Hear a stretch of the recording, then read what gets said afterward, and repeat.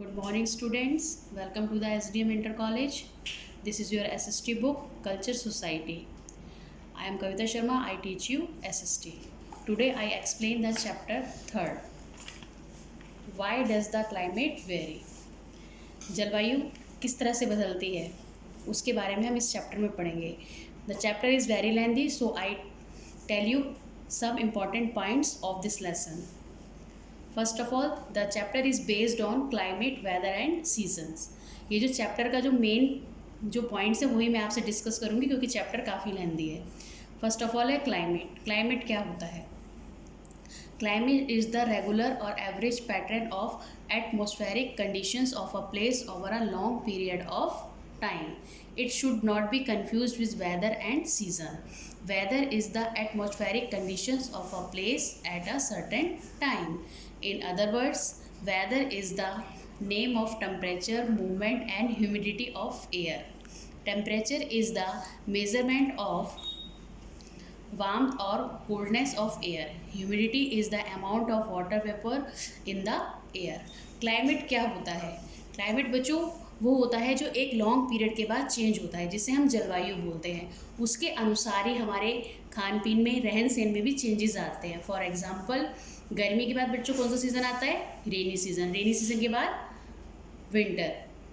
तो इस तरह से क्लाइमेट जो है, क्लाइमेट के अनुसार ही हम सब चीज़ें चेंज करते हैं. दूसरा आता है हमारा वेदर. वेदर क्या होता है? मौसम. Weather may be change from hour to hour but climate does not. Weather जो है हमारा घंटे प्रति घंटे बदलता रहता है, जबकि क्लाइमेट नहीं बदलता, क्योंकि क्लाइमेट जो है, हमारी जो जलवायु है वो एक समय के बाद बदलती है, और जबकि वेदर जो है हमारा दिन प्रतिदिन बदलता ही रहता है. इसको आपको थोड़ा सा और एक्सप्लेन करती हूँ मैं इसे. ये देखिए, आपको ये डायग्राम दिखाई दे रहा है आपको. दैट इज़ सन और that is earth. Earth round with their axis, जब वो अपनी ही दूरी पर घूमती है तो उससे क्या होता है? दिन और रात बनते हैं. When the earth round the sun, that is called revolutions. इससे क्या होता है? इससे हमारे सीज़न बनते हैं. जब वो अपनी ही दूरी पर घूमती है उसे हम रोटेशन बोलते हैं, जिससे दिन और रात बनते हैं. जो पार्ट सन के सामने होगा वहाँ पर डे होगा और जो बैक में होगा वहाँ पर नाइट होगी. इसी तरह से जिस समय पृथ्वी बिल्कुल सूरज के सामने होती है तो उस जगह पर क्या होता है? समर. बिल्कुल स्लैंटिंग, बिल्कुल जस्ट सामने होगी तो वहाँ पर क्या होगा? समर. और जो थोड़ी दूरी पर होगा तो वहाँ पर क्या होगा? विंटर. इस तरह से हमारे सीज़न डिवाइड हो जाते हैं, क्योंकि हमारी पृथ्वी जो सन का जो राउंड है लगभग 365 डेज में कंप्लीट करती है, लगभग एक साल में, जिस वजह से हमारी जो क्लाइमेट है वो चेंज होती है. Is that clear? Next point is I explain in black board. Students, I told you in previous chapter, this is our earth, that is north pole and that is south pole, and equator is divided the earth into north pole and south pole. जो सन की raise होती हैं, जो सन की किरणें होती हैं, जो डायरेक्ट जो इक्वेटर के जितने भी क्षेत्र जो इक्वेटर के आसपास के होते हैं वहाँ पर जो है सारा साल मौसम गर्म ही रहता है, क्योंकि उधर जो है सन की जो डायरेक्ट सूरज की जो किरणें हैं वो बिल्कुल सीधी पड़ती है. इस वजह से वो क्षेत्र पृथ्वी का हमेशा गर्म ही रहता है. इसके अलावा जहाँ पर स्लैंटिंग लाइंस होती हैं, मतलब तिरछी लाइनें, जो सूरज की जो किरणें तिरछी पड़ती हैं, वहाँ पर जो हमेशा मौसम जो है नमी वाला और ठंडा ही होता है. और इसके अलावा आपको थोड़ा सा और क्लियर कर रही हूँ मैं.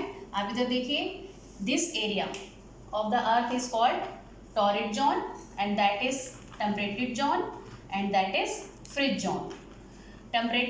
टॉरिड जोन क्योंकि ये बिल्कुल जस्ट इक्वेटर के सामने होता है और यहाँ पर जो है सन की रेज जो है बिल्कुल डायरेक्ट पड़ती हैं, जिस वजह से ये एरिया जो है हमेशा गर्म ही रहता है, गर्म और नमी वाला रहता है, जैसे अफ्रीका फॉर एग्जांपल. उसके बाद आ जाता है हमारा टेम्परेट जोन. यहाँ पर जो है सन की रेज थोड़ी सी स्लैंटिंग पड़ती है, जिस वजह से यहाँ पर ठंडा मौसम भी रहता है और यहाँ पर गर्मी भी पड़ती है. हमारा जो देश है, हमारा जो इंडिया है, वो टेम्परेट जोन में आता है. उसके बाद आ जाता है हमारा फ्रिज जोन. फ्रिज जैसे आपको पता है, फ्रिज में क्या होता है बच्चों? फ्रिज मतलब ठंडा. ये एरिया हमेशा ठंडे ही रहते हैं. नॉर्थ पोल का फ्रिज जोन और साउथ पोल का फ्रिज जोन, ये जो क्षेत्र है हमेशा ठंडे ही रहते हैं. नॉर्थ पोल में हमारे आते हैं आर्कटिक सर्कल, नॉर्थ पोल में आर्कटिक सर्कल, और नीचे साउथ पोल में एंटार्क्टिक सर्कल। ये जो है आर्कटिक सर्कल आता है यहाँ पर, और यहाँ पर एंटार्क्टिक सर्कल। तो इससे जो है हमें अंदाज़ा लग जाता है कि जहाँ पर सन की रेज डायरेक्ट पड़ेंगी वो क्षेत्र हमेशा गर्म ही रहेगा, टॉरिड जोन कहलाएगा वो, और टेम्परेटेड जोन जहाँ पर सन की जो रेज है थोड़ी स्लैंटिंग पड़ेंगी, और जहाँ पर जहाँ पर सन की किरणें बहुत ही कम पड़ रही हैं हमारी पृथ्वी पर, वहाँ पर फ्रिज जोन रहेगा। I think you have clear all the points. If any doubt you ask me questions. I send also PDF of this chapter, so try to do exercise. Okay, thank you, have a nice day.